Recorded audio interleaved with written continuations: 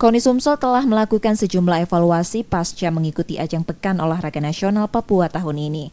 Guna memaksimalkan evaluasi menyeluruh ini, KONI Sumsel juga melibatkan bidang penelitian dan pengembangan guna mengetahui secara menyeluruh performa para atletnya, hingga mengkaji kenaikan stimulus bagi para atlet yang mampu menorehkan prestasi di ajang PON Papua kemarin.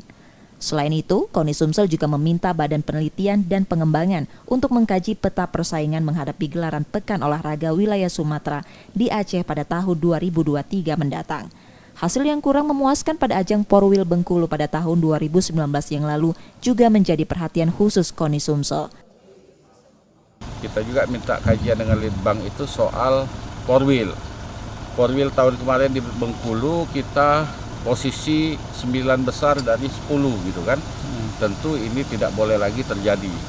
Dan kita pengen dari Sumatera ini, dari 10 provinsi ini ya minimal kita di tahun itu minimal 5 besar lah gitu.